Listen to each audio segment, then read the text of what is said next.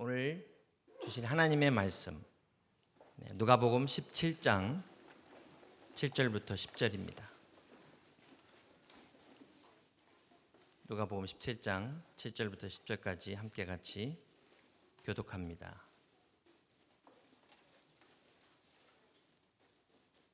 누가복음 17장입니다. 7절부터 10절까지 말씀입니다. 너희 중 누구에게 밭을 갈거나 양을 치거나 하는 종이 있어 밭에서 돌아오면 그대로 곧 와 앉아서 먹으라 말할 자가 있느냐?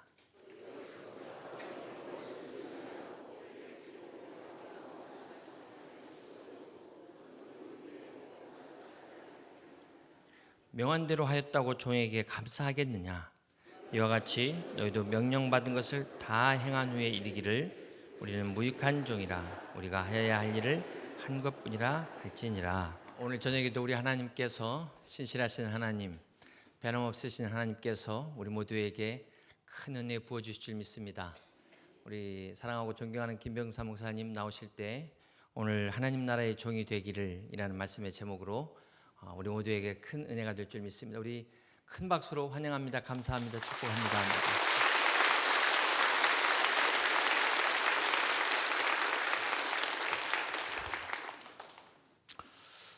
오늘도 하나님 전에 나오신 여러분들 한 사람 한 사람을 주님의 이름으로 사랑하고 축복합니다. 벌써 세 번째 시간이 되었네요. 다 끝났어요. 이제 내일 이제 두 번 남겨놓고 있는데 어제 말씀을 드린 대로 이번 기간에는 우리가 5번의 말씀을 통해서 제자의 삶을 산다고 하는 것, 우리 신앙의 본질은 무엇인가 이런 것들을 생각해 보고 있습니다. 오늘도 먼저 제가 생각하는 말씀 가운데 신앙 우리가 제자로 산다는 것은 이런 것이다 하는 것을 여러분들과 나누어 보려고 합니다. 어제 저녁 제목 혹시 기억하세요? 새 포도주는 새 부대. 우리가 새 부대가 되어야 하나님의 은혜를 경험할 수 있다. 오늘 새벽의 말씀 기억하세요? 내가 주님의 기쁨이 되기를.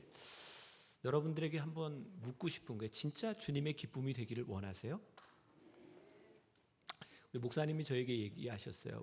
우리 여의도 침례교회 교인들이 대답을 안 할 겁니다. 그래서 제가 이제 더 묻지 않고 여러분들 스트레스 받을까봐 자꾸 묻지 않고 대답할 사람만 하고 안 할 사람은 안 해도 괜찮아요. 예.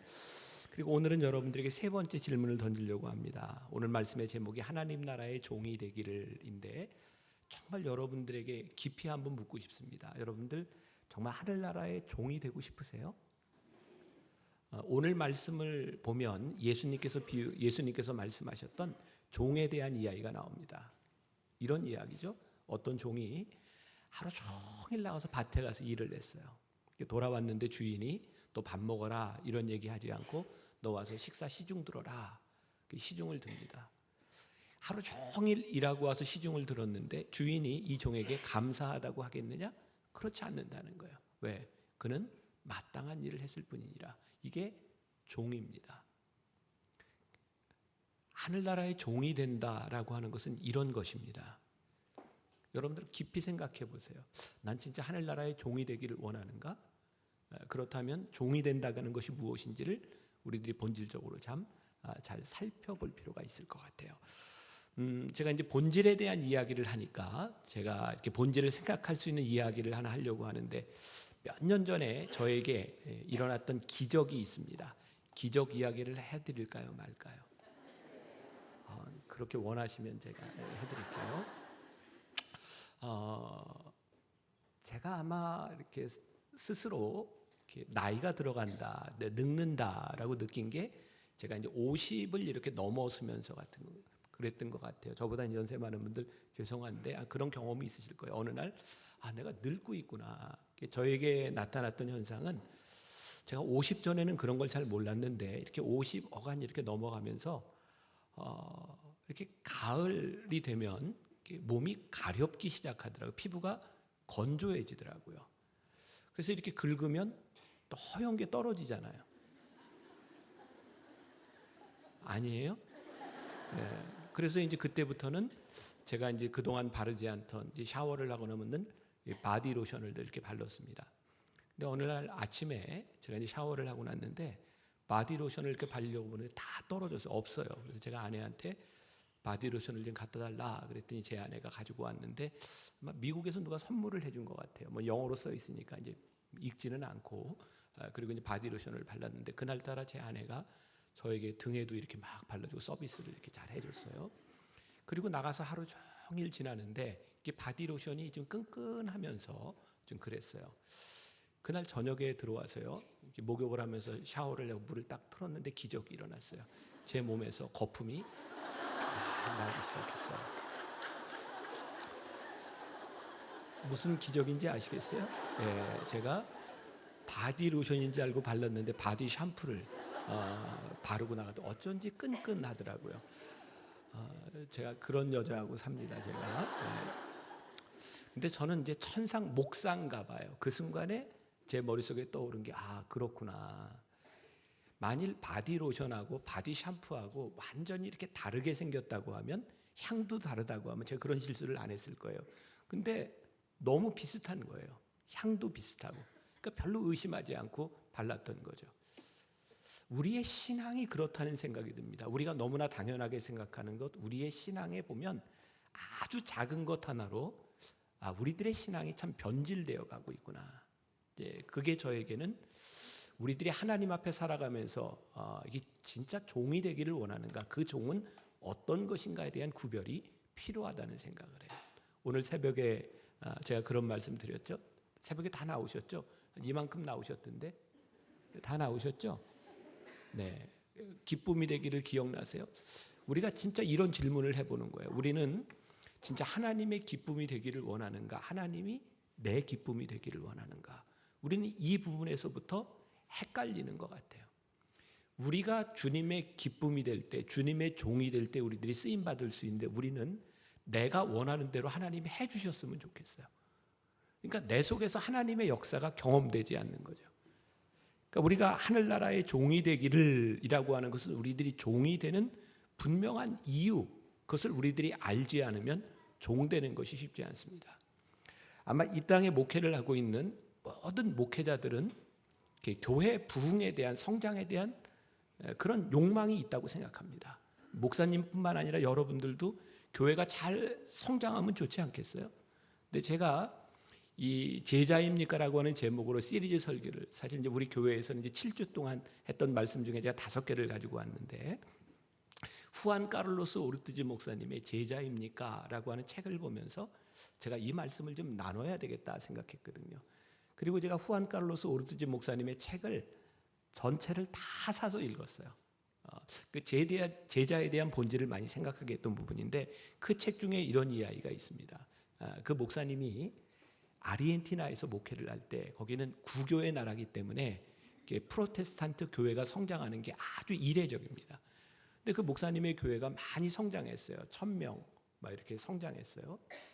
기자들이 와서 이렇게 물었답니다. 목사님의 교회가 이렇게 성장해서 참 좋겠습니다. 그랬더니 목사님이 이렇게 대답을 했답니다. 우리 교회 옆에는 공동묘지가 있습니다. 보통 하루에 한 구 내지 2구의 시신이 공동묘지에 들어옵니다. 1년이 되면 300구 혹은 500구의 시체가 여기 묻힙니다. 그 시신들을 보면서 야, 공동묘지가 부흥했다, 이렇게 얘기하지 않는다는 거예요. 시체의 수가 늘었을 뿐입니다.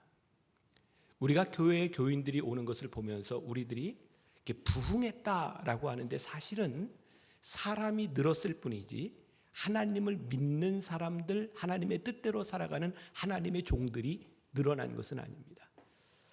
저에게 목회를 하면서 그런 고민이 생겼어요. 저는 이렇게 부흥을 경험한 사람이니까, 저희 교회가 많이 부흥했으니까요. 제가 그것도 창립기념일 때로 기억을 합니다. 교인들은 많이 부흥을 했는데 우리가 이런 사역도 하고 이런 일도 좀 했으면 좋겠다. 물론 하나님이 리더인 저를 통해서 교회에게 주신 비전이죠. 근데 참 이야기에도 사람들이 움직이지 않는 겁니다. 그때 제가 창립기념일 설교를 하면서 이렇게 울었어요. 내가 목회를 실패한 것 같다고. 예배를 드리는 사람들은 이렇게 많아지는데 어쩌면 이렇게 움직이지 않냐고. 내가 목회를 실패한 것 같다고. 그때 제가 울면서 설교하는 그 설교를 듣고 우리 교인 중에 하나가 저에게 편지를 보냈습니다. 목사님, 실패하지 않았습니다. 아직 실패하지 않았습니다. 그래서 제가 그때부터 선포하기 시작했어요. 아직 아닙니다. 그리고 이 제자에 대한 설교, 이 제자에 대한 이야기, 신앙에 대한 본질에 대한 이야기를 하면서 정말 저희 교회 교인들이 역동적으로 변해가기 시작했어요. 아, 사람이 이렇게 바뀔 수 있는 것이구나. 제가 오늘 여러분들에게 이 제자에 대한 이야기, 종에 대한 이야기를 하려고 하는데요. 우리들이 종이 되고 싶으면 종이 되는 게 행복해야 되잖아요. 여러분들 하나님의 종이 되면 행복할까요? 안 행복할까요? 자신이 없는 건가요? 그냥 대답을 안 하는 건가요? 제가 더 안 물을게요. 스트레스 받을까 봐. 제가 대학원을 다닐 때 연애를 했습니다.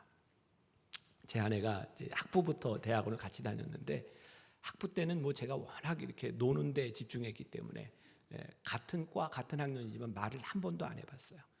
저는 이제 대학원에 들어가면서부터 내가 신학교를 들어왔는데 목회는 안 할 거니까 내가 먹고 살 수 있는 길이 교수라고 생각했어요. 그래서 공부를 참 열심히 했습니다. 근데 도서관에서 제 이제 아내를 이렇게 만나게 되었고 어느 날 갑자기 제 아내를 보면서 제 마음속에 갑자기 그냥 결혼해야 되겠다 이런 생각이 들더라고요. 근데 문제는 결혼해야 되겠다라고 생각이 들었는데 그 친구들하고 늘 같이 밥 먹으러 다니다 보니까 아내하고 저하고 이렇게 둘이 있을 시간이 없는 거예요. 그래서 어떻게 했냐면 작전을 쓴 거죠. 어떻게 작전을 썼냐면 제 아내가 서초동에 살았는데 서초동에서 저희 학교까지 오려면 이렇게 차를 한번 버스를 갈아타고 와야 돼요. 제가 어디서 내리는지를 알았어요. 그래서 저는 송파에 살았거든요. 잠실에. 일찍 그 시청 앞에 제 아내가 버스를 갈아타는 정류장에 제가 나와 있었어요. 그리고 기다리니까 제 아내가 이렇게 버스에서 내리더라고요. 그래서 제가 딱 보고 너 여기서 버스 타니? 나도 여기서 버스 타는데 우리 4년 동안 몰랐던 거야? 여기서 버스 타는구나. 그리고 이제 같이 이제 버스를 타고 다니기 시작했어요. 그리고 둘이 좀 데이트를 해야 되겠는데 매일 친구들이 같이 있는 거예요.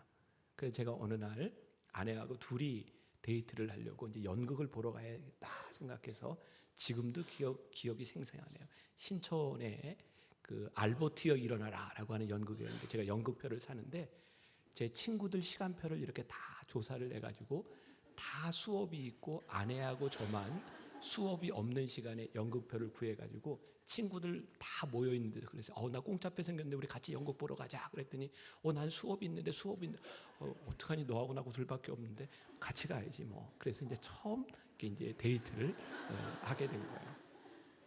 제 아내가 저한테 붙여준 별명이 순한 양이었어요. 순한 양. 나는 내가 좋아서. 혹시 이 노래 아세요? 순한 양이 되었지. 결혼을 하고 제가 요즘 이렇게 저를 돌이켜보면 내가 왜 그랬을까? 아니 나도 대학원 공부하고 참 바쁜 사람이 내가 왜 그렇게까지 했을까? 왜 그랬을까요? 좋으니까. 여러분 좋으면요 내가 하는 것이 고생으로 여겨지지 않습니다. 그것이 내 기쁨이고 그것이 내 일이 되는 거예요. 여러분 언제부턴가 우리들의 신앙이 곤고해졌다. 우리들이 교회에서 여러분들 표현대로 사역을 하고 봉사를 하는 일들이 우리들에게 곤고해졌다. 이 이야기는 하나님을 향한 우리의 사랑이 식었다라고 보면 됩니다. 그 사랑이 없어진 거예요. 사도 바울이 편지 가운데 그런 표현을 많이 쓰죠. 나 그리스도의 종된 사도 바울은 내가 그리스도의 종이 되었다는 것에 대한 자부심이 굉장히 많았어요. 왜? 종된 것이 너무너무 기뻤어요. 사도 바울은 그리스도의 종된 자라고 이야기를 하면서 내가 그리스도의 종된 순간부터 나는 그리스도 안에서 참 무가치한 자라고 이야기하죠. 그 무가치하다고 하는 것은 뭐냐면 그가 인생을 살아가면서 가치 있게 여겼던 그의 신분, 그의 학력, 이 모든 것들이 그리스도 안에서 무가치하다. 그리고 내가 그리스도의 종된 것을 자랑스럽게 여기게 되면서 사도 바울은 그리스도를 위하여 능욕을 당하고 매를 맞고 모욕을 당하는 것조차도 그것이 감사하다고 고백을 하죠. 우리들이 하나님에 대한 사랑이 남아있고 우리들의 신앙이 살아있을 때 우리가 종이 되어 사는 것이 그렇게 큰 문제가 되지 않습니다. 그런데 그것을 잃어버리면 종된 것이 힘들고 수치스럽게 느껴지는 거죠. 저는 은혜 체험을 하고 난 후에 저는 군목을 마치고 분당에서 개척교회를 하다가 이제 유학을 갔어요. 오늘 제가 여기 계신 우리 성도님, 우리 집사님 가운데 제가 송파의 교회에 있을 때 청년 시절에 같이 성가대를 하던 집사님이 이 교회에 계세요. 그러니까 그 집사님은 저를 잘 알 거예요. 제가 성가대도 열심히 하고 이렇게 모범적으로 이렇게 보였지만 제가 맨날 청년들 데리고 당구장 다니고 청년들 고스톱 가르치고 제가 그랬었거든요. 그러니까 어른들은 잘 몰라요. 지금 저희 교회 장로가 되고 권사가 된 그 당시 청년들 중에 저희 교회에 나왔던 이유가 자기는 당구 치는 목사님하고 신앙생활 할 거야. 그렇게 와서 다니다가 지금 장로까지 된 사람이 있어요. 근데 제가 이렇게 신앙생활을 하고 굉장히 보이지 않는 곳에서 제가 이제 놀고 이러다 여러분 또 혹시 착각하지 제가 놀았다고 해서 뭐 특별히 나쁜 짓을 한 거 아니에요. 그냥 도박 정도 했지 제가 나쁜 짓을 한 적은 없어요. 그게 또 괜히 또 심각하게 생각할까봐 그냥 도박만 했어요. 네. 제가 이제 미국 유학을 갔을 때에는 제가 이제 은혜를 받고 갔기 때문에 제 마음에 정말 목회에 대한 열정, 내가 빨리 공부를 마치고 나서 목회를 해야지 그런 마음들이 있었어요. 그러니까 저에게는 이게 헌신의 마음들도 있었고요. 제가 시카고에 유학을 했는데 가서 한 6개월쯤 됐을 때 제가 한인교회 파트타임 교육 목사로 가게 되었습니다. 교회에 일어나는 상황들을 잘 몰랐어요. 저는 그냥 파트타임으로 주말에 와서 교육 목사만 했으니까. 그런데 이렇게 몇 달 다니지 않았을 텐데 갑자기 그 교인들 그 감리교회는 미국에 목회협력위원회라는 게 있습니다. 목회협력위원들이 그 당시에 제가 만으로 29살이었거든요. 저한테 목사님 우리 교회 담임이 되어주세요 그러더라고요. 저에게는 뭐 전혀 뜻밖의 얘기해서 아니 이 교회 담임 목사님도 있고 이 교회가 규모도 꽤 있는 교회인데 29살 난 사람한테 담임 목사가 되라니까 나는 공부하러 왔고요. 저는 공부 마치고 한국에 돌아갈 사람입니다.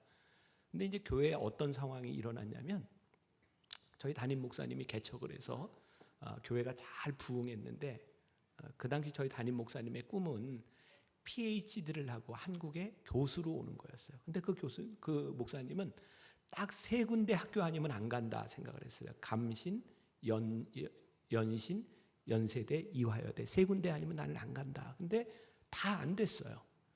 그래서 이 목사님이 결국은 어플라이한 게 다 안 되니까 그러면 목회가 뜻인가 보다 생각하고 교회 건물을 사고 집도 사고 차도 사고 그게 이제 빚을 얻어서 산 거예요.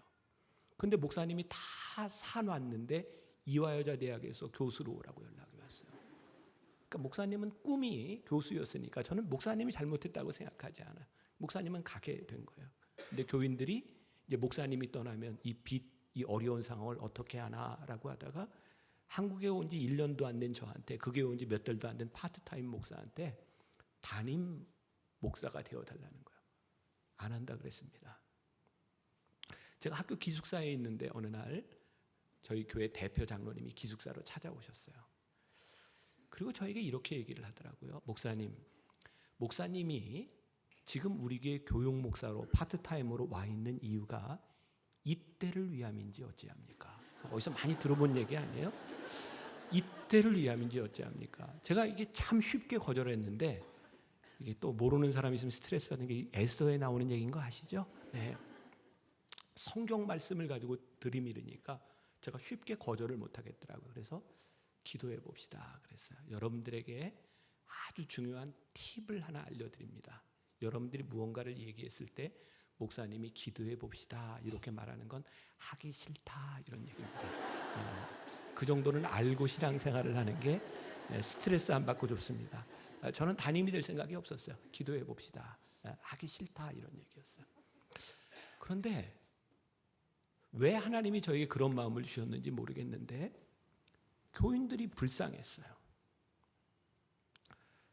저는 유학 시절을 굉장히 가난하게 보냈습니다. 여기 이제 그때 교회 같이 계시던 우리 집사님 부부가 있는데 저희 아버님이 참 좀 특이한 분이셨어요. 저희 아버님은 유명한 부흥사였고 목회자로 성공한 분이었어요. 그런데 유학 시절에 저한테 생활비나 학비를 한 번도 보내주시지 않았어요. 저희 아버님은 내가 이렇게 고생하는 때가 필요하다라고 생각하셨던 것 같아요. 저는 유학 생활 5년 동안 참 힘들게 공부를 했어요. 제가 아이 둘 데리고 제가 돈 벌어서 공부를 해야 됐으니까. 저는 정말 가난한 유학생이었고요. 저희 교회 교인들은 물론 뭐 좋은 직업을 가진 사람들은 아니지만 대부분 이제 세탁소를 하거나 뭐 이런 분들이었지만 다 이제 안정된 집도 있고 부유한 사람들이 많았어요. 근데 하나님이 왜 저에게 그 교인들을 보면서 불쌍한 마음을 주셨는지 몰라요. 제 아내하고 고민을 하다가 그래 우리가 목회를 해야 될 것 같다. 그거는 제가 공부도 포기해야 되는 상황이었고 그리고 교회가 빚이 많아서 월급을 받을 수 있는 상황도 아니었어요. 제 아내하고 둘이 우리가 여기서 목회를 해야 되면 화장실 청소부터 교회 청소부터 우리가 다 해야 될지도 몰라. 월급을 못 받을지도 몰라. 근데 정말 교인들이 불쌍한 마음이 들어서 제가 교회에 허락을 했어요. 제가 바라는 건 아무것도 없습니다. 제가 기숙사에서 나오면 살 집이 필요하니까 그 교회 건물에 붙어있는 목회자 사택만 수리해 주시고 그리고 교회가 빚을 갚을 때까지 내가 월급을 안 받겠습니다. 조금 감동적이지 않습니까? 제가 이렇게 꼭 얘기를 해야 됩니까? 괜찮은 목사죠. 네, 그래서 제가 이제 교인들한테 그렇게 이제 목회를 하겠다 이렇게 이야기를 하고 저도 다 내려놓고 있는데 이상한 소문이 돌기 시작했어요. 제가 그 교회 담임 목사가 되고 싶어서 교인들과 월급 안 받는 조건으로 이렇게 딜을 했다는 소문에서부터 온갖 소문들이 막 나기 시작했어요. 급기야 어떤 여자 집사가 젊은 사람이었는데 저에게 전화를 해서 욕을 하는 거예요. 욕을 하는데 제가 평생 들어보지 못한 욕이었어요. 이해가 되지 않는 거예요. 하나님, 내가 왜 이런 이야기를, 왜 이런 말을 들어야 돼요? 내가 여기 있겠다고 한 것도 아니고 이때를 위함인지 어찌하냐 그래서 제가 다 내려놓고 목회하려고 하는데 하나님 제가 왜 이런 정말 이상한 소문에 휩쓸려야 돼? 그게 저에게 이해가 되지 않아요. 29살밖에 안 된 목사에게 그리고 교인들에게 그런 욕을 듣는 것이 정말 저에게 너무 힘들었어요. 여러분들 신앙생활하다가 가끔 교회 오기 싫은 때 있으시죠? 없으세요? 목사님도 가끔 교회 오기 싫은 때 있습니다. 없으세요, 목사님? 그때 그랬어요. 너무너무 교회가 가기 싫은 거예요. 제가 기숙사에서부터 차를 몰고 교회까지 가려면 한 40분 정도 이렇게 차를 타고 가야 되는데 교회가 가기 싫다 이런 것도 있지만 내가 왜 이런 모욕을 당해야 되나 그게 견딜 수 없었어요. 그래서 이렇게 운전을 하고 이렇게 가다가 여러분 평소에 이렇게 말씀을 묵상하거나 이렇게 찬양을 이렇게 많이 하면 그런 때 도움이 되는 것 같아요. 이렇게 제가 이렇게 운전을 하고 가다가 아주 오래된 찬양인데 기도라는 찬양입니다. 마음이 어둡고 괴로울 때 주님 예수님을 나 생각해요. 머리 들고 쫓아 없으시던 혼자 기도하시던 주님 생각해요. 찬양을 하는데 정말 눈물이 나오는데 운전을 못하겠더라고요. 차를 옆에 세워놓고 핸들을 붙들고 울었어요. 하나님 좀 억울해요. 그때 이 찬양의 가사 가운데 우리 주님도 머리 둘 곳이 없으셨구나. 내가 사람들에게 모욕을 당하고 사람들에게 오해를 당하는 것 그렇게 큰 일이 아니구나. 우리 주님도 이런 일을 당하셨구나. 그리고 그때 제가 이제 결심했던 게 나로 하여금 이 교회에 문제가 생기지 않도록 하는 것은 무엇인가. 이제 교회가 너무너무 시끄럽고 그러다가 교회가 이게 딱 갈라지는 그러니까 저희 교회가 교단에 속하지 않은 교회였는데 목사님이 교회가 빚이 많고 하니까 한국으로 나오면서 교회를 UMC 미국 감리교회다 이렇게 소속을 시키면서 교회가 돈으로 도와줬고요. 목사님을 또 파송했어요. 그러니까 교인들이 원하는 목사와 교단이 원하는 목사, 이게 교회가 다 갈라지는 거잖아요. 그때 이 찬양을 하면서 하나님, 제가 억울한 일을 당해도 교회가 든든하게 세워지는 방법이 무엇일까요? 그래서 저는 시카고에서 공부를 일찍 마치고 오하이오로 박사과정을 하러 학교를 옮겼어요. 내가 옮기는 것이 제일 이 교회에 덕이 된다고 생각했기 때문에 옮겼어요. 지금 30년이 지났거든요. 내 인생에 가장 잘한 일 가운데 하나가 내가 하나님 앞에서 그렇게 가치 있는 존재가 아니라 예수님 때문에 내가 무가치한 사람이 될 수도 있구나라고 생각했던 그때의 결정이 제 삶에 지금도 가장 잘한 일 가운데 하나라는 생각이 들어요. 제가 이런 예를 들었지만 여러분들 신앙생활하면서 여러분들 참 힘든 게 우리들이 사람들에게 무가치하게 여겨지고 사람들에게 칭찬받지 못할 때 아닌가요? 그런데 오늘 말씀해 보니까 너희가 하늘나라의 종이 된다고 하는 것은 그런 것이다 라고 말씀하고 있는 거예요. 사람들한테 우리들이 인정받지 못하고 사람들한테 칭찬받지 못하고 사람들에게 모욕을 당하고 나는 정말 열심히 일했는데 누구도 알아주지 않는 것, 그게 종이다 라고 말씀하는 거예요. 여러분들 신앙생활하면서 제일 힘든 게 뭐예요? 하나님께 인정받지 못하는 것보다 더 힘든 건 여러분 목사님한테 인정받지 못하는 게 더 힘들지 않나요? 주변에 있는 사람들이 칭찬해 주지 않는 거 참 힘들지 않나요? 모르겠어요. 오늘 찬양대는 어제는 제가 칭찬하고 오늘은 칭찬 안 하는구나. 그래서 맘꽁한 사람이 있죠. 우리 참 재밌지 않아요? 우리들이 찬양을 하나님께 드린다고 하면서도 우리는 사람의 칭찬에 많이 목말라 있어요. 우리를 실족시키는 일들은 하나님 때문이 아니라 우리들이 사람들에게 인정받지 못하는 것 때문에 우리들의 마음이 많이 상해요. 제 아주 친한 친구 목사님이 대전에 꽤 큰 교회 목회를 하는데 그 교회는 가을이 되면 이렇게 김장을 합니다. 이웃 돕는 김장을 하니까 몇천 포기를 하는 거예요. 근데 요즘 젊은 사람들이 그 김장 같은 거 잘 안 합니다. 그 김장을 하려면 하루 전날 연세 많은 권사님들이 나와서 배추를 다 자르고 절이는 것을 다 해놓으면 그 다음날 젊은 사람들이 와서 다 이게 속을 넣고 이렇게 김장하는 걸 한대요. 김장하는 날 탁자를 쫙 놓고 사람들이 나왔는데 그때 이제 담임 목사님이 나와서 이제 김장하는 걸 본 거죠. 그때 젊은 사람들이 나와서 그 전날 열심히 일한 권사님들한테 그랬대요. 권사님들 너무너무 애쓰셨어요. 힘드시죠? 좀 앉아서 쉬세요. 근데 그때 목사님이 나오신 거예요. 그래서 목사님이 그러더래요. 요즘 젊은 사람들 참 열심히, 참 어쩌면 이렇게 착하냐고. 그때 옆에 있던 나이 많은 권사님들 마음이 너무너무 상한 거예요. 어제 우리가 다 했는데 쟤네들은 속 만들려고 나왔는데.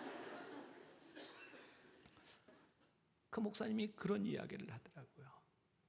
저 권사님들이 어제 일한 것 하나님께 칭찬을 받고 하나님과 관계 있는 것이 아니라 담임 목사에게 칭찬을 받느냐 받지 않느냐가 그분들의 기분을 좌우하고, 물론 사람이죠. 우리가 칭찬을 받으면 좋아요. 꾸지람을 들으면 힘들어요. 그런데 그럼에도 불구하고 우리들이 늘 기억해야 될 것이 뭐냐면 우리들이 하나님 나라의 종으로 살아간다는 것이 무엇인지를 우리들이 알아야 하지 않겠는가. 우리가 하늘나라의 종이 된다고 하는 것은 우리들이 제자로 살아가는데 너무너무 중요한 부분이라는 것을 꼭 기억했으면 좋겠다. 오늘 하늘나라의 종이 되는 첫 번째 원리로 저는 이런 말씀을 드리고 싶어요. 명한 대로 명령받은 것을 다 행한 후에 라고 되어 있어요. 종들은요 주인의 명령을 들어요. 종은 왜 주인의 명령을 듣고 주인이 명령한 대로 다 행할까요? 종이니까. 그런데 더 중요한 것은 주인에 대한 믿음과 주인에 대한 신실함이 없다면 종은 순종하기가 쉽지 않을 거예요. 여러분들 우리 신실한이라고 하는 말의 영어 단어가 뭔가요? faithful이라는 이 발음이 참 힘들어요. 이 th faithful, 신실한. 근데 이 faithful이라고 하는 말이 faith, 믿음에서부터 나온 거예요. 우리는 어느 때 신실해지는지 아세요? 믿음이 있어야 신실해집니다. 여러분들이 하나님을 온전히 믿을 때 하나님이 명령하시는 것에 대하여 신실해집니다. 다시 말하면 우리들이 신실하지 못하다고 하는 것은 하나님을 믿지 않는다는 증거인 거죠. 여러분들은 하나님께서 여러분들의 삶의 최선, 베스트라고 하는 것을 믿으세요? 자, 우리를 참 힘들게 하는 게 뭔지 아세요? 신앙생활을 하면서 우리들은 하나님을 믿는다고 하면서 제일 힘든 게 지금 우리들 앞에 일어나는 일이에요. 여기 있는 어떤 분들 가운데는 몸이 아픈 분도 있을 수 있어요. 이해하기 힘들죠. 하나님, 저 그동안 이렇게 열심히 충성했는데 왜 아파요? 여러분, 자녀 문제로 힘들어하는 분들이 있죠. 하나님, 제가 뭘 잘못했죠? 갑자기 어느 날 직장을 잃은 분도 있어요. 하나님, 제가 뭘 잘못했죠? 근데 여러분들 그거 아세요? 우리들의 인생이 지금 무슨 일이 일어나고 있느냐로 우리 인생이 좌우된다면 우리는 절대로 하나님 앞에 감사하지 못합니다. 우리는 기뻐하지 못합니다.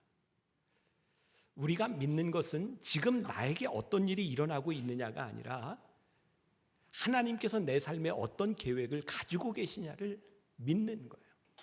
그래서 제가 이런 표현을 씁니다. 하나님을 믿지 않는 사람들은요, 사건 중심으로 살아요. 지금 우리들에게 무슨 일이 일어나고 있는가? 하나님을 믿는 사람들은 과정 가운데 살아요. 지금 나에게 어떤 일이 일어나도 하나님이 내 인생을 인도하고 가심을 내가 믿습니다. 여러분, 우리들의 인생은 다 업 앤 다운이 있잖아요. 다윗이 시편 23편에서 내가 사망의 음침한 골짜기를 다닐지라도 해를 두려워하지 않는 것은, 영어 성경에 보면 사망의 음침한 골짜기를 다닐지라도가 이렇게 표현이 되어 있어요. Go through. 내가 사망의 음침한 골짜기를 지나갈 때. 여러분, 우리는 사망의 음침한 골짜기를 지나갈 때도 있어요.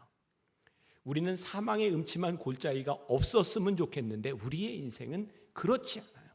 사망의 음침한 골짜기를 다닐지라도 내가 해를 두려워하지 않을 것은 주의 지팡이와 막대기가 나를 안위하심을 믿기 때문에, 그 믿음이 있기 때문에 지금 우리들에게 무슨 일이 일어나고 있느냐가 아니라 나를 인도하시는 하나님 앞에 우리들이 감사하고 우리들이 순종하고 하나님을 신뢰할 수 있는 거죠. 저기 이런 일이 있었습니다. 벌써 10여 년 전이에요. 저기 상암 경기장에서 벌써 10여 년 전에 릭 워렌 목사 아시죠? 릭 워렌 목사를 초청해서 그 당시에 조금 젊은 목회자들이 한국 교회가 너무 침체되어 있으니까 지금 한국 교회 부흥을 위해서 우리가 한번 집회를 하자. 그래서 이제 모임을 가진 적이 있습니다. 그래서 그 당시에 40대 이제 50대 초반에 담임 목사들 중심으로 이렇게 그 행사를 계획했고요. 그때 어른이 딱 한 분 계셨습니다. 김장환 목사님 아시죠? 김장환 목사님 중심으로 이제 젊은 목회자들이 이렇게 준비를 했어요. 그 상암 경기장에서 리거렌 목사 초청해서 그 집회를 했던 때가 7월이었습니다. 장마철이었어요. 당일날 비가 무척 많이 왔습니다. 그날 그때까지만 해도 이런 기독교 행사가 있으면 KBS, MBC, SBS 뉴스에 방송이 되고 그럴 때였습니다. 기독교 방송국에서는 다 이렇게 생중계를 할 때였고요. 장마철이었는데 저희 이렇게 모여서 이제 집회를 해야 되는데 하늘이 비가 올 것 같았어요. 그때 김장환 목사님이 우리 젊은 목사들을 다 불러놓고 손을 붙잡고 우리 집회를 위해서 기도합시다. 비가 오면 안 되니까 비가 오지 않도록 우리 기도합시다. 그랬어요. 그때 지금 사랑의 교회 오정현 목사님이 처음 여기 한국에 왔을 때입니다. 그러더라고요. 목사님 염려하지 마세요. 저는 교인들한테 혹시 비가 올지 몰라서 우비하고 우산 다 준비해 가지고 오라 그랬으니까 목사님 걱정 안 하셔도 됩니다. 근데 그날 저는 저희 교회에서 40일 특별 새벽 기도회를 끝나고 모이는 날이었는데 저는 교인들한테 이렇게 얘기했어요. 그날 마지막 날 새벽에 하나님께서 저에게 환상은 아니고 제 마음에 그런 이미지를 주신 거예요. 뭐냐면 집회하는데 막 폭우가 쏟아지는데 그때 한국교회 교인들이 폭우 때문에 우왕좌왕하는 것이 아니라 거기서 통성으로 기도하고 그 자리를 지키는 모습이 방송에 나간다면 야, 이거 사람들이 볼 때 이게 뭔가라고 하지 않겠는가? 그래서 저는 우리 교인들한테 그랬거든요. 여러분 오늘 비가 와야 여기 정말 능력 있는 집회가 됩니다. 그래서 제가 그랬어요. 목사님 비가 와야 되지 않겠습니까?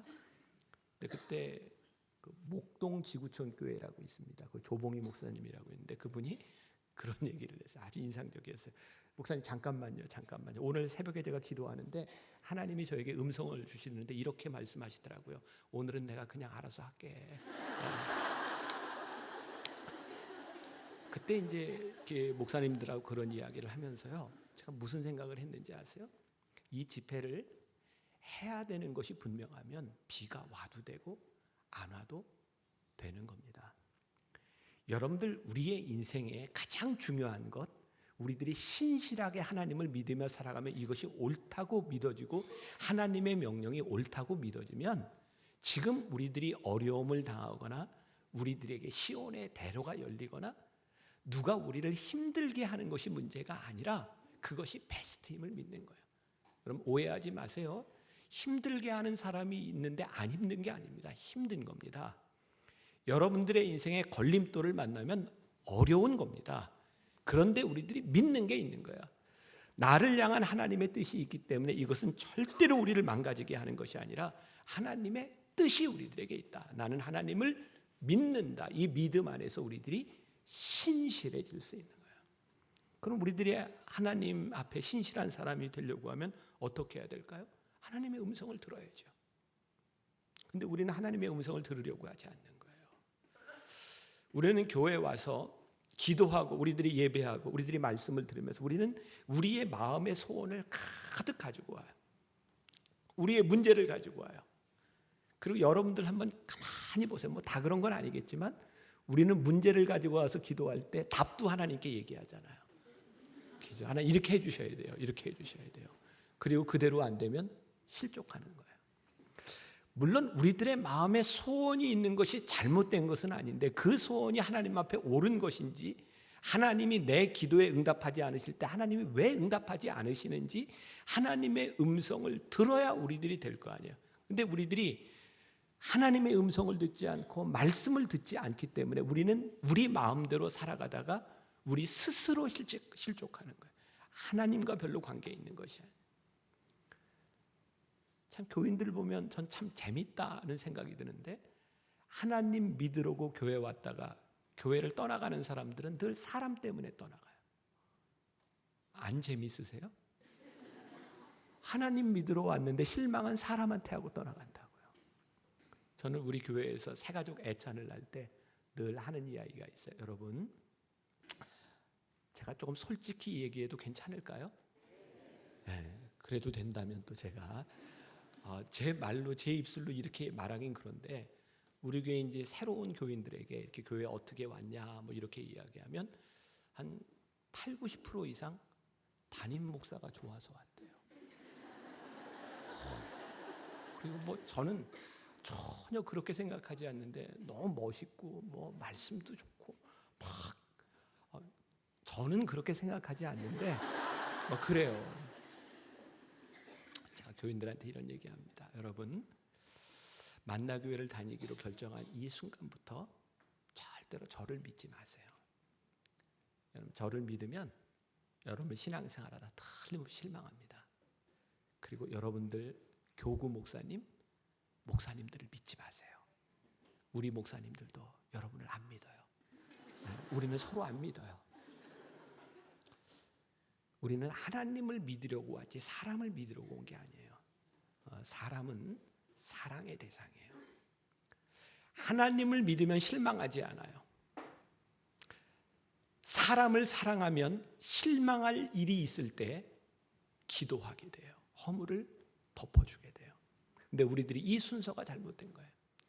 하나님을 믿으러 와서 자꾸 사람을 믿으려 하는 거예요. 여러분 이 말을 오해하지 마세요. 목회자가 자기 변명으로 내가 허물이 있을 때 그렇게 알고 좀 용서하십시오 이런 이야기를 하는 게 아니라 사람 중에 누구도 온전할 수 없기 때문에 누구도 내 마음을 채워주지 못하는 거예요. 근데 우리들이 사람을 그렇게 믿고 신앙생활을 하면 우리들이 절대로 이것을 채울 수 없는 거예요. 그러니까 우리가 신앙생활하면서 저는 목사지만 교인들한테 이런 얘기해요. 목회자가 강단에서 설교할 때 저게 하나님의 음성인지 목회자의 욕심인지를 구별하십시오. 여러분들이 교회에서 하고 있는 일이 하나님의 일인지 여러분들이 하고 싶은 일인지를 구별하십시오. 저는 여러분들이 교회에서 하고 있는 모든 일이 하나님이 기뻐하시는 일이라고 생각하지 않습니다. 왜요? 교회 안에서는 자기 하고 싶은 일을 너무나 열심히 하는 사람들이 있어요. 그 증거는 뭐냐면 자기가 하고 싶은 일을 하는 사람은 자기가 하기 싫으면 금방 그만둬요. 찬양대 하다가 나 하기 싫어졌어. 그 사람은 자기가 하고 싶은 일을 하고 있었을 뿐입니다. 봉사를 하다가 쉽게 포기하는 이유들은 내가 하고 싶은 일들을 하고 있을 뿐이에요.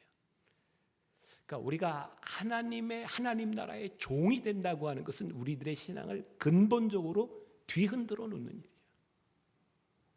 제가 감신대학원에서 강의를 할 때 제가 첫 번째 제자 중에 하나가 일본에 선교사로 갔습니다. 1년밖에 안 됐는데 그 선교사가 저를 이렇게 초청해서 일본에 있는 목회자들, 선교사들을 위해서 세미나를 해달라 그랬어요. 일본을 갔습니다. 3일 동안 그 선교사가 저를 데리고 이렇게 다니면서 안내를 하는데 전 그때 정말 깜짝 놀랐고 선교사는 아무나 하는 게 아니구나.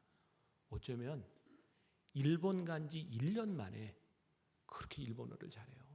사실 그때 저는 일본어를 전혀 모를 때 요즘은 제가 지금 7, 8년 동안 계속 일본에서 뚜레스티아 영성훈련을 매년 몇 번씩 인도하기 때문에 일본어도 배우고 일본어를 조금 아는데 그때는 진짜 제가 오하이오 고자이마스, 아리가도 고자이마스, 그다음에 당구장에서 쓰는 용어, 기레이 이런 거 말고는 제가 진짜 일본어 하나도 모를 때였어요.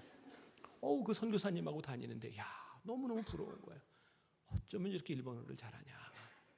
근데 갈 때쯤 돼서 3일쯤 됐는데 조금 이상한 게 그 선교사님이 그렇게 일본어를 유창하게 하는데 일본 사람들이 못 알아듣는 거예요. 왜 일본 사람들이 일본 말을 못 알아듣지? 왜 못 알아들었을까요? 못 알아듣는 말을 자기 혼자 하는 거예요. 마치 다른 사람들은 집에서 지금 편히 있을 때 우리는 여기 와서 예배드리는 우리의 모습을 보면서 새벽마다 새벽 기도에 와서 기도하는 우리들의 모습을 보면서 누군가 그렇게 생각할지 몰라. 저 사람 참 신실하다. 누군가를 우리를 향하여 신실하다고 생각하는데 실상 우리의 신실함이 하나님과 관계없을 수 있다는 생각을 해보셨나요? 우리는 신실하다고 생각하는데 우리는 하나님께 기도한다고 생각하는데 여전히 우리는 우리가 하고 싶은 이야기들을 계속해서 일방적으로 이야기하고 있을 뿐이에요. 우리의 기도와 하나님이 관계없는 거죠. 제가 어제도 인격적이라는 말을 했어요. 인격적은 하나님과 우리들 사이에 관계가 된다는 거예요. 우리의 기도를 하나님이 들으시고 하나님이 말씀하시는 것을 우리들이 듣는다는 거예요. 그러니까 우리들이 신앙생활을 하면서 하나님의 말씀을 공부하지 않고 하나님의 말씀을 묵상하지 않고 어떻게 우리들이 구별할 수 있냐고요. 어떻게 하나님의 음성을 들을 수 있냐고요. 그러니까 신앙의 연조는 오래됐는데 하나님의 음성을 구별하지 못하는 사람들이 얼마나 자기중심적이고 이기적인지 몰라요. 우리가 진짜 하늘나라의 종이 되어 신실한 사람들이 된다면 우리가 속한 공동체, 교회, 이 세상이 얼마나 능력 있게 변할 수 있겠습니까? 저는 가끔 교인들한테 그런 질문을 해요. 여러분들 예수 믿고 얼마나 착해지셨어요? 부부가 같이 있는 분들이 있는데 예수 믿고 좀 남편이 착해지셨어요? 아내가 좀 착해졌어요? 여러분 여기서 착하다고 하는 말은 우리들이 온전해질 수 있는 것이 아닙니다. 예수를 믿으면서 내가 얼만큼 좋아졌냐고 하는 거예요. 저 개인적인 고뇌인데요. 나는 언제까지 담임 목사를 하지? 나는 언제까지 강단에서 설교를 하지? 제 기준입니다. 제가 더 이상 지난해보다 올해 나아지지 않는다면 내려와야 될 때다. 제가 제 아내한테 종종 물어봅니다. 작년보다 나 올해 좀 나아졌지? 진짜 묻습니다. 아내하고 저하고 여러분들이 가지고 있는 동일한 부부간의 문제들 다 가지고 있겠죠. 근데 한 가지, 얼만큼 내가 하나님 때문에 고민하고 나아지고 하나님이 내 안에 인격적이시기 때문에 내 삶을 얼만큼 바꿔놓는가. 이것이 우리들에게 살아있을 때 우리들이 종으로 살아갈 수 있는, 종은 자신의 계획대로 살지 않습니다. 하나님께서 명령하신 것을 따라 살아가요. 그러니까 하나님께서 우리들에게 명령하실 때 이게 내 계획이 아니고 내 생각이 아니고 내 뜻이 아닌데 우리들이 믿는 게 있어요. 우리 욥기 23장 10절에 유명한 말씀이 있죠. 정금같이 되어 나오리라. 정금같이 되어 나오리라. 욥이 고난을 받으면서 얼마나 힘들었을까요? 근데 하나님은 욥의 고난을 통해서 그를 정금같이 만들고 계셨어요. 여러분들 잘 아는 그 이지선 씨인가요? 그 대학을 다니면서 화상을 입었던 이지선 씨 기억하세요? 이지선 씨가 우리 교회 와서 이렇게 이야기하다 그런 말을 하더라고요. 처음 교통사고로 화상을 입었을 때 하나님께 그렇게 불평하지 않았대요. 하나님 뜻이 계시겠지. 믿음이 있으니까. 근데 화상을 입어서 계속 성형수술을 하는 거예요. 피부 이식 수술을 하고. 여러분들 우리들 상식적으로 알지만 우리 마디에 이렇게 주름이 있는 게 얼마나 큰 축복인지, 이게 있어서 이렇게 구부려질 수 있는 건데 피부 이식을 하면 이 마디에 주름이 없으니까 이게 그냥 딱딱하게 펴져 있어서 고통이 굉장히 심한 거예요. 지선자매에게 제일 힘들었던 게 계속해서 수술을 하며 고통을 받으면서 하나님 왜 나에게 이러셨어요? 내가 무슨 죄를 지었어요? 내가 뭘 잘못했어요? 그때 하나님께서 야, 이 세상에 잘못해서 벌을 내린다면 이 땅에 살아남을 자가 아무도 없다. 왜 너에게는 그런 일이 일어나면 안 되니? 여러분, 우리들이 당하고 있는 고통과 어려움들, 우리들이 설명할 수 없어요. 왜 나에게 이런 일이 일어나니? 이 세상에는요, 우리가 설명할 수 없는 일들이 너무 많아요. 하나님을 신실하게 믿지 않으면, 하나님의 뜻을 우리들이 받아들이지 않으면 우리들이 그거 이해할 수 없는 일들이 얼마나 많은지 몰라요. 그때 지선자매가 그런 찬양을 불렀어요. 하나님께로 더 가까이 갑니다. 고통 가운데 계신 주님, 변함없는 주님의 크신 사랑, 영원히 만을 섬기리. 하나님께로 더 가까이 갑니다. 고통 가운데 계신 주님. 뭘 알았어요? 내가 고통 가운데 하나님께로 가까이 가고 있구나. 그렇게 생각해 보니까 여러분들의 삶에 가장 하나님과 친밀한 때가 언제였어요? 사실 우리의 인생의 고통 가운데 우리는 하나님과 가장 친밀해요. 어쩌면 하나님이 우리들과의 친밀함을 위해서 우리를 고통 가운데 밀어 넣으실 때도 있어요. 우리들의 인생의 성공의 길을 걸어갈 때 하나님은 우리들에게 물으실 수 있어요. 네가 나하고 얼마나 친하니? 그래서 하나님의 종이 된다는 것은, 하늘나라의 종이 되어 살아간다고 하는 것은 하나님이 원하시는 일과 내가 원하는 일들 사이에 구분이 생기는 거예요. 제가 만나교회, 지금 이 만나교회 전에 저는 분당에서 작은 상가 건물에서 개척교회를 시작을 했어요. 분당이 우리나라 첫 번째 신도시잖아요. 도시를 딱 만들어 놓고 40만 인구가 한꺼번에 들어왔거든요. 그 당시에 제가 개척교회 할 때, 제가 미국 유학 가기 전 29살 때부터 제가 6개월 동안 목회를 했습니다. 한 20여 명 송파에 있던 만나 교인들이 먼저 이사 와서 살고 있었던 20여 명과 함께 가정에서 예배를 드리다가 조그만 건물을 얻어서 이제 개척을 했어요. 여러분 29살 나이에 6개월 만에 교인이 한 200여 명 모였습니다. 놀랄 얘기를 하면 놀라는 게 맞습니다. 제가 굉장히 좀 당황스럽기는 합니다. 여러분들을 보면서 목사에게 있어서요, 그런 부흥을 경험한다고 하는 것은 정말 대단한 일이죠. 제가 그때 미국에 유학을 갈까 말까 참 고민을 했어요. 교회가 너무 재밌으니까. 근데 그때 교회들이 이렇게 막 들어오면은 막 부흥하고 막 이럴 때였는데요. 여러분들 혹시 상가 건물 하나에 몇 개까지 교회가 같이 들어와 있는 거 보셨어요? 몇 개까지? 죄송합니다. 대답 안 하는데 참 오늘 괜히 물었다네. 제가 있던 분당의 한 건물에 교회가 6개가 들어와 있었어요. 여기서 놀랄 일이 아니고 그 건물 주인이 독특한 사람이라 6개 교회를 한 층에다 이렇게 세워놨어요. 주일날이 되면 사람들이 막 이렇게, 그때는 또 이렇게 한복 입고 와서 막 이렇게 안내하고 막 그랬어요. 막 이제 우리 교회 들어오라고 그러고. 그러니까 그 교회 6교가 있는 그 복도에 가면 같은 시간대에 여기 설교하고 찬송하고 기도하고 이런 소리들이 다 이렇게 다르게 들리는 거죠. 그때 제가 그런 생각을 했습니다. 하나님이 기뻐하실까? 제가 이런 이야기를 하면 개척교회 건물에 새를 들어서 목회하는 목사님들이 이런 얘기를 합니다. 목사님은 교회가 크고 어렵지 않으니까 그런 얘기를 너무 쉽게 하죠. 개척교회 목회자들에겐 이 건물에 교인 하나, 둘, 셋, 넷 오는 게 생존에 대한 문제입니다. 제가 욕먹을 각오를 하고 이런 얘기를 했어요. 개척교회 목사님들한테. 생존 때문에 목회를 한다면 그만두십시오. 우리는 생존을 위해서 목회하는 것이 아닙니다. 여러분들이 신앙생활을 하면서 여러분들의 삶에 무엇의 가치가 있는가? 하나님이 이것을 원하시는 일인가? 아니면 내가 원하는 일인가? 내가 원하는 일, 목회자로서 교회가 부흥하는 것 원해요. 그런데 그 방법이 하나님이 원하시지 않는 방법이라면 하나님이 기뻐하시지 않는 거예요. 내가 돈 많이 벌고 싶어요. 근데 내가 돈을 버는 방법이 하나님이 원하시는 방법이 아니면 하나님이 그거 기뻐하시지 않는 거예요.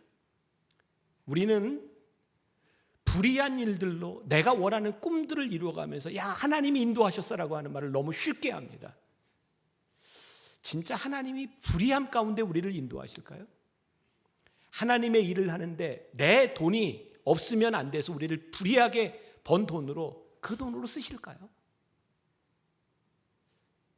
하나님이 원하는 것과 우리들이 원하는 것 사이에 구별이 우리들에게 분명해지기 시작할 때, 하나님을 믿기 때문에 원하는 일에 우리들이 순종하기 시작할 때 우리는 종으로 살아가요.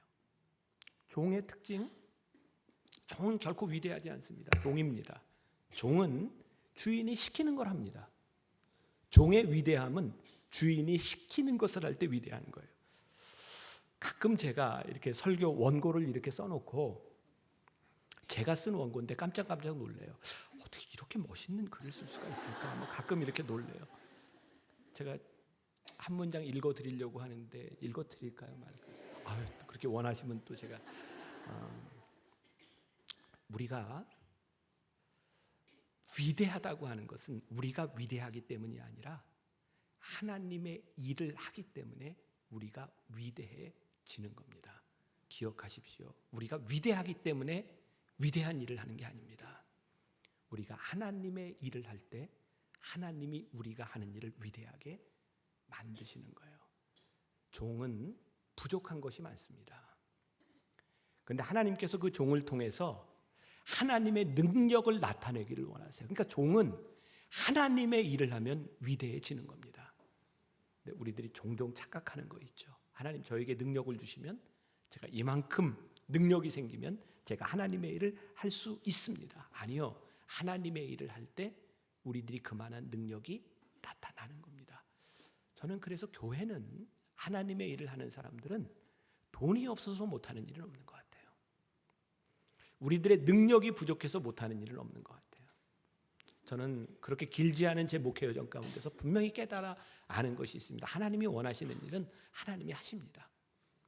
단지 우리가 순종하지 않기 때문에 하나님의 일을 경험하지 못하는 거죠.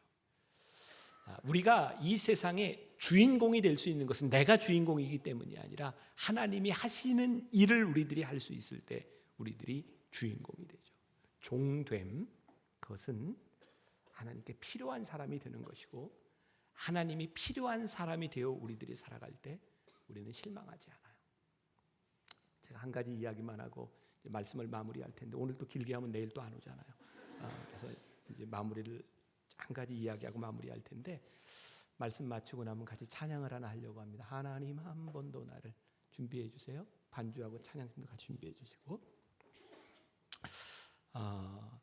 제가 제가 오늘 15페이지를 준비했는데 지금 5페이지 하고 있어요. 근데 다음은 내일 안 올 테니까 내일 이어서 하고요. 제가 한 가지 그냥 제 간증하고 말씀을 좀 마치려고 합니다. 제가 좀 일찍 결혼했어요. 25세 결혼해서 26세 우리 첫째 딸을 낳습니다.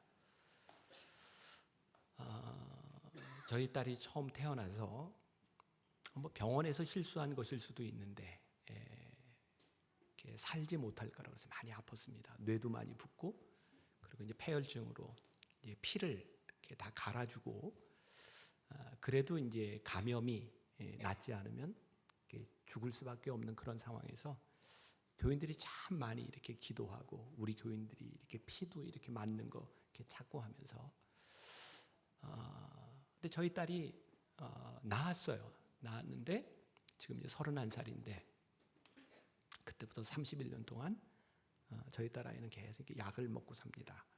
장애가 생겼어요. 제가 우리 아이 어렸을 무렵에 참 응급실을 많이 다녔습니다. 그냥 언제 어떻게 될지 몰라서. 그러니까 여러분들 아이들 경기 많이 하잖아요. 근데 우리 아이는 이미 뇌가 많이 부어 있는 상태였기 때문에 이제 경기하는 아이를 데리고 응급실을 많이 다녔어요.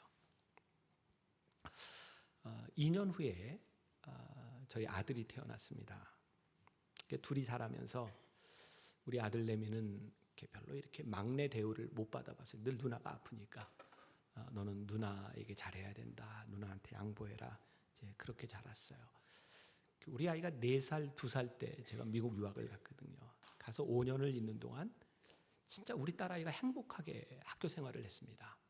미국 가서는 이제 영어가 좀 늦어서 1년 늦게 보냈고 미국에서 장애 판정을 받았고 미국은 장애가 있는 아이들을 특별히 잘 보살펴줬어요. 우리 아이가 별 무리 없이 이렇게 공부하고 그리고 5년 있다 이제 한국으로 들어왔습니다. 근데 한국으로 돌아오니까 또 우리 아이가 한국말을 못해요. 1년을 또 늦췄어요. 그래서 2년 뒤에 태어난 동생하고 저희 딸내미가 초등학교 1학년 때부터 같은 학교를 다녔어요. 우리 딸아이가 많이 아플 때, 힘들 때 사실은 가까이에 있는 사람들이 제 아내와 저한테 이렇게 가슴에 이렇게 못이 되는 이야기를 종종 했어요. 또 이런 딸 데리고 어떻게 목회할래? 왜 딸을 위해서 기도하지 않냐? 근데 딸을 위해서 염려하지 않는 부모가 어디 있겠어요? 근데 하나님이 그렇게 고쳐주시지 않았어요. 한국에 돌아와서 제일 힘들었던 건 소위 말하는 왕따가 되는 거죠. 괴롭힘을 많이 당했어요. 애들이 막 머리에 껌도 붙여놓고 어떤 날은 등에 압정도 찍혀서 없고 막 이렇게 매직으로 옷에다 바보라고 쓰기도 하고 제일 힘들었던 건 2년 동안 나중에 들은 얘기예요. 우리 딸아이가 학교에서 2년 동안 점심을 안 먹었대요.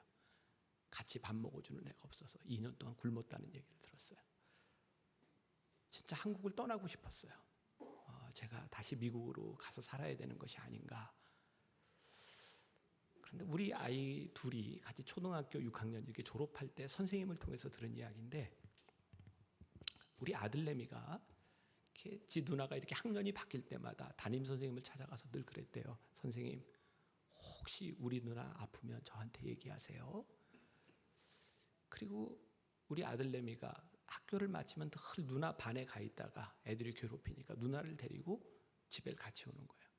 우리 아들내미는 6년 동안 친구가 없었어요. 이놈이 이렇게 사회성이 없나. 근데 또 중학교 3년을 같이 다녔어요. 중3 초에 우리 아들내미가 갑자기 외고를 가겠다 그러더라고요. 근데 딱 그 얘기를 들으니까 이제 고등학교는 누나하고 같이 다니기 싫은 거예요. 그래, 너 외고를 가라. 그래서 선생님도 그래, 너 뭐 영어도 하고 뭐 수학도 하고 뭐 이제 외고 갈 수 있겠다 이제 생각했는데 외고 시험을 봤는데 떨어졌어요. 근데 그때가 이제 우리 아들은 중3 때 그 청소년들을 위한 트레스디아스 영성훈련에 갔다가 이제 소명을 받고 왔을 때였습니다. 그러면서 저에게 그런 얘기를 했어요. 아빠, 저 목사가 될 거예요. 그러면서 저에게 저는 아빠 같은 목사가 되고 싶어요. 이게 감동 포인트인데 여기도 지금 제가 얼마나 좋았겠습니까? 그리고 이제 목사가 되겠다고 하면서 열심히 공부를 했는데 외고에 떨어졌어요.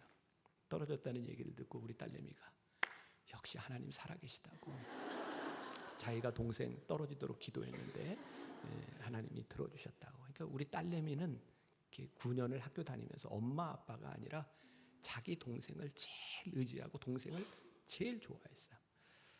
근데 이제 분당에서 이렇게 지원을 내서 학교를 가는데 우리 아들내미가 누나하고 다른 학교를 가려고 1순위, 2순위 적었는데 3순위에 결국 누나하고 같은 학교를 갔어요. 그래서 이제 12년을 누나하고 같은 학교를 다녔습니다. 이제 고등학교 때 들어가면서부터 우리 아이가 이제 아들내미가 좋은 목사가 되고 싶은데 아빠 어떻게 하면 되냐고. 그래서 이제 네가 하고 싶은 일은 뭔지, 네가 해야만 되는 일은 뭔지 뭐 이렇게 제가 이렇게 써보라 그러고 네가 이렇게 살아야 된다. 그래서 이제 고등학교 때부터 정말 열심히 이렇게 공부를 해서요. 분당에서 문과에서 전교 1등까지 했으니까 공부 잘했잖아요. 그리고 저희 교회 이제 청소년부는 일반 학급 전체 인원보다도 더 많아요. 저희 교회 청소년부가. 근데 거기서 회장도 하고 찬양팀도 하고 그리고 여러분들이 믿으실지 안 믿으실지 모르겠지만 제 아들은 저하고 다르게 생겼어요. 그러니까 우리 아이는 소위 말하는 이제 엄친아 확인할 건 아니죠, 여러분들이. 그래서 고등학교 때 그렇게 지나면서 1등도 하고. 근데 저희 딸내미는 장애가 있는데 그 약 때문에 지적 장애가 생겼어요. 근데 일반 학교를 다니까 따라갈 수가 없잖아요. 우리 딸아이는 늘 꼴등했고요. 저희 아들내미는 이제 1등하고 수능을 보는 날이었어요. 교인들한테 제가 진짜 감사한 건 정말 여기까지 우리 아이들을 인도하신 게 너무너무 감사하다고. 그러면서 이제 우리 아이들 이야기를 하면서 교인들 이제 같이 기도하는데 교인들한테 이렇게 해서 여러분 공부 잘하는 자녀를 둔 부모들 오늘 참 간절하게 기도할 겁니다. 우리 아이가 수능에서 틀리지 않도록 실수하지 않도록 여러분들 열심히 기도하겠죠. 그런데 공부를 못하는 자녀를 둔 부모도 똑같이 열심히 기도합니다. 우리 애 시험 볼 때 실력대로 나오지 않게 해주세요.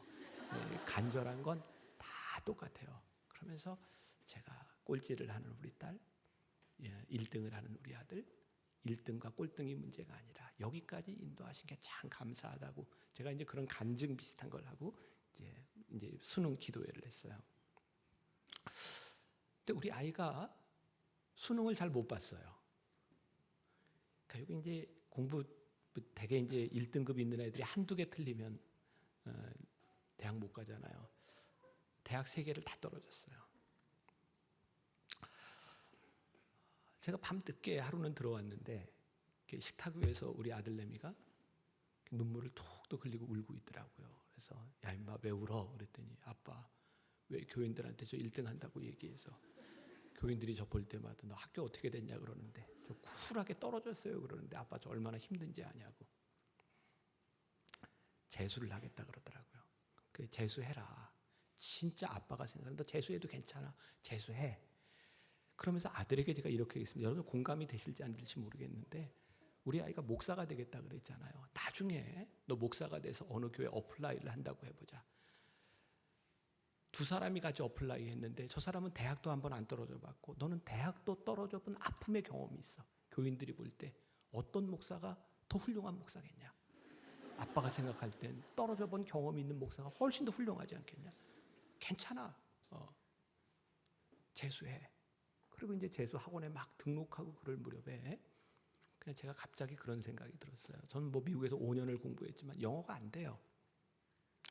제가 지금 이제 미국에 이제 종종 제가 나온 학교에 이제 이사로 돼 있어서 졸업식 때 가고 하는데 미국에서 강의하거나 세미나 할 때도 있는데 영어가 안 되니까 너무 답답해요. 그래서 통역을 세우면 제가 답답하고 통역 없이 제가 하면 듣는 사람이 답답하고 그러니까 이게 영어가 내가 영어만 좀 잘하면 더 많은 일을 할 수 있을 텐데 그래서 아들한테 갑자기 네가 사는 시대는 이게 글로벌한 시대가 될 테니까 너 떨어진 김에 미국으로 한번 가보면 어떻겠냐. 그래서 2월인가 3월에 그냥 SAT를 보고 토플을 봤는데 점수가 잘 나왔어요. 그래서 미국의 작은 시카고에 작은 사립 대학교에 4년 장학금을 받고 갔어요. 이제 학교를 갔는데 이놈이 처음으로 부모를 떠나서 이제 혼자 살아보는 거잖아요. 전화를 자주 해요. 전화할 때가 되면 울어요. 아빠 힘들어요. 그럼 제가 기도하자. 그리고 기도하고. 그렇게 이제 1년이 지나갈 무렵에 아들이 전화가 왔습니다. 아빠, 제가 1년 동안 여기 있으면서 제가 조금 이제 좋은 대학을 가고 싶어서 1년 동안 열심히 공부해서 SAT를 다시 받고 제가 좀 좋은 대학에 어플라이를 했어요. 그 대학에 꼭 됐으면 좋겠어요. 그러더라고요. 제가 아들한테 이렇게 얘기했어요. 아들아, 너 가만히 생각해봐. 지금까지 네가 떨어져서 잘못된 게 뭐 있니? 너 외고 떨어져서 일반 고등학교 갔으니까 1등 했지. 너 외고 갔으면 절대 1등 못해. 너 대학 떨어져서 미국 간 거야. 어떻게 보면 너 잘 된 거 아니야? 그때 아들이 저희 그런 얘기 하더라고요. 아빠, 그런데요, 요번 한 번만 내 뜻하고 하나님 뜻하고 같아봤으면 좋겠어요. 우리 아들한테는 상처가 있었어요. 떨어진 것에 대한 그런 상처. 그런데 다행히 이제 그 학교가 이렇게 됐고요. 그리고 그 학교를 마치고 대학원 마치고 이제 신대원을 마쳤어요, 미국에서. 그리고 지난해 이제 한국에 들어와서 지금 이제 공군 통역장교로 가 있어요. 제가 우리 아들한테 한 얘기였어요. 아들아, 하나님이 너를 부르셨으면 하나님은 네 인생의 늘 베스트야. 하나님은 네 인생의 베스트야. 저희 딸내미요, 고등학교 졸업하고 수능을 잘 볼 리가 없잖아요. 그런데 우리 아들내미는 대학에 떨어졌는데 우리 딸내미는 기적적으로 대학에 갔어요. 진짜 이건 제가 그 과정을 다 말할 수 없는데요. 하나님의 인도하시지 않으면 갈 수 없는 대학을 가서요. 그 대학은 또 장애 있는 아이들을 한 사람씩 맡아가지고 돌봐주는 학교. 올해 일어난 일입니다. 올해 우리 아들이 5월에 결혼을 했어요. 그런데 지난해 11월에 이제 여자를 만났는데 아예 그 한 달을 사귀고 나서 이제 정식으로 사귀고 결혼해보고 싶은 마음이 들었는데 문제는 우리 딸내미가 이제 31살이 돼서 너무너무 결혼을 하고 싶은데 남자를 못 사귀는 거예요. 그러니까 우리 아들내미가 29살이 될 때까지 연애를 잘 못한 이유 가운데 하나가 늘 그놈은 내가 결혼하면 우리 누나를 돌봐줄 사람이어야 되는데 그게 마음에 너무너무 큰 짐이었어요. 그래서 부모된 저희가 아들아, 너 누나 걱정하지 마. 그건 엄마 아빠의 몫이야. 걱정하지 마. 근데도 이 아이는 늘 그런 생각 때문에 힘들었던 거예요. 근데 좋아하는 여자를 만났어요. 만나서 이제 결혼까지 생각하는데 이걸 누나한테 얘기하는 게 너무 힘든 거예요. 그래서 그 이제 상견례를 하고 난 다음에 저와 제 아내가 우리 딸을 불러놓고 예진아, 너 동생이 지금 저희 며느리 된 아이 걔랑 사귀면 어떻겠니? 얘네들이 다 초등학교 동창이에요. 그랬더니 우리 딸내미가 이러는 거예요.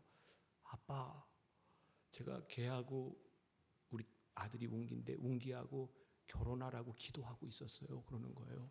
그게 어떻게 된 일이야? 그랬더니 우리 딸내미가 초등학교, 중학교 다니면서 왕따를 당할 때 지금 우리 며느라이가 같은 반이었는데 그때 우리 딸아이를 잘 보살펴줬던 것 같아요. 그래서 10년 전에 자기가 우리 며느리 같은 교회 다니니까 데리고 와서 동생 방을 보여주면서 너 우리 동생하고 결혼하면 안 되겠니? 그랬대요. 우리 딸은 잊어버렸고 며느리는 그냥 그렇게 스치고 지나갔던 일인데 둘이 이렇게 이제 사귀고 결혼을 하는데 우리 딸내미가 너무너무 좋아하는 거예요. 걔라면 된다는 거예요. 근데 그 다음 달에 우리 딸내미가 남자를 하나 만났어요. 그런데 만나고 2번 만나고 서로 불이 붙었어요. 그래서 지난달 7월에 결혼했어요.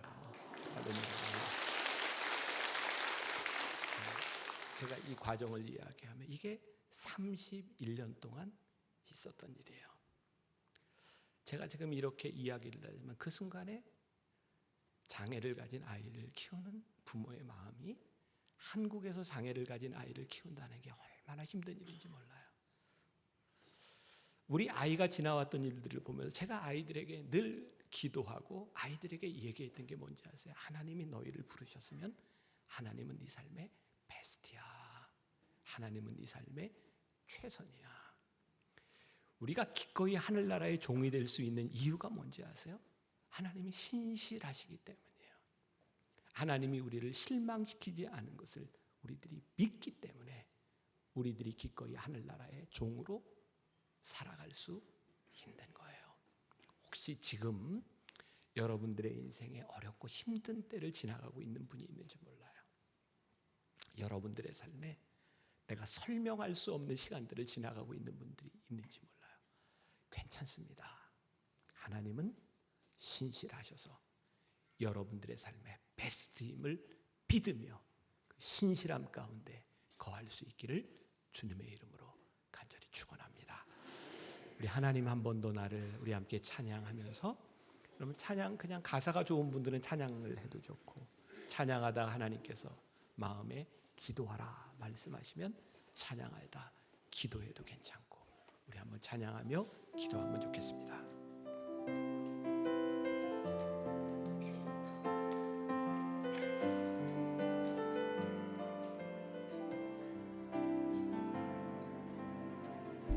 하나님 한 번도 나를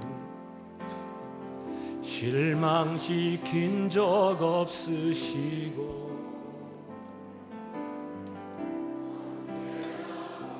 우리 찬양 좀 같이 도와주세요.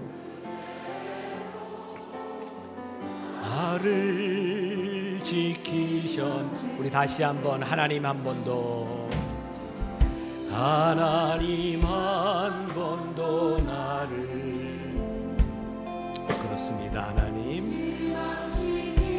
하나님은 한 번도 나를 실망시킨 적이 없으신 분임을 고백합니다.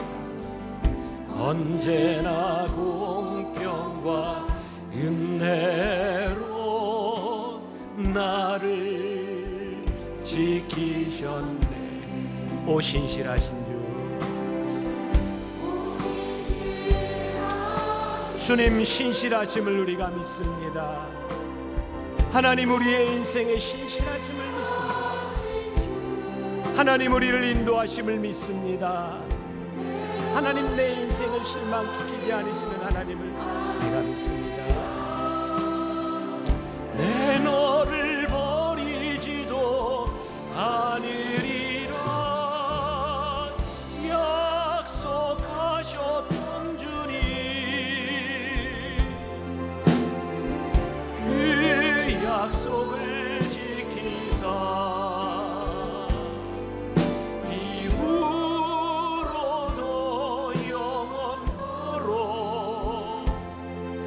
나를 지키시리라 확신하네. 오 신실하신 주, 오 신실하신 주, 우리의 인생에 실수가 없으신 하나님을 우리가 믿음으로 고백합니다.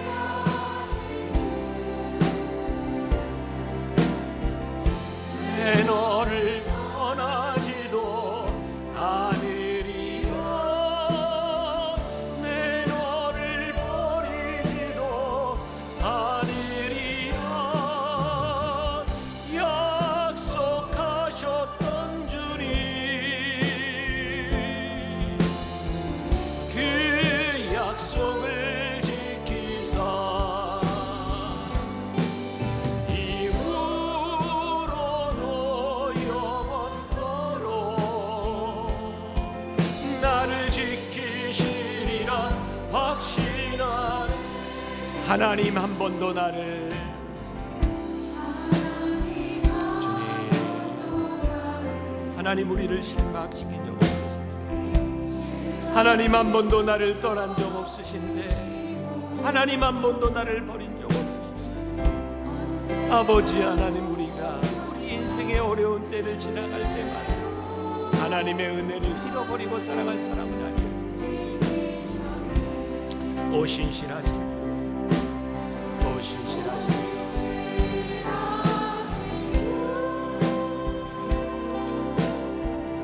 오 신실하신,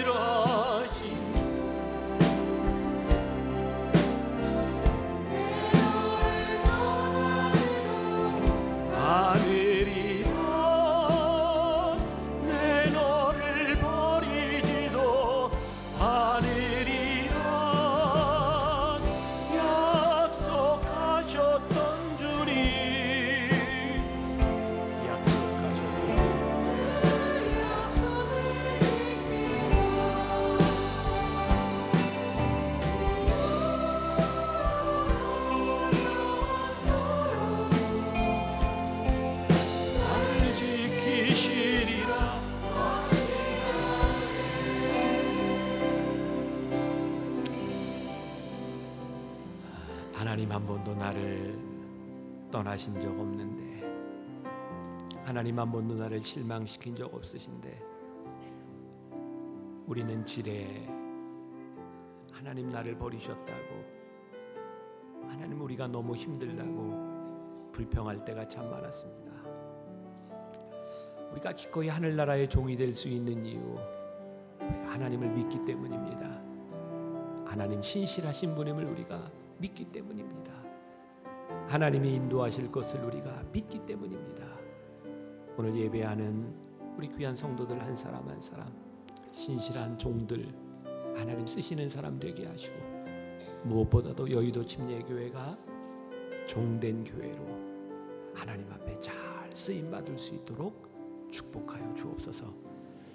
지금은 우리 주 예수 그리스도의 은혜와 하나님 아버지의 무한하신 사랑과 성령의 인도하심이, 주님 기꺼이 종이 되겠습니다. 하늘나라의 종으로 살아가겠습니다. 다짐하며 나가는 당신의 사랑하는 모든 백성들 위해 지금부터 영원까지 함께 하시기를 간절히 축원하옵나이다. 아멘.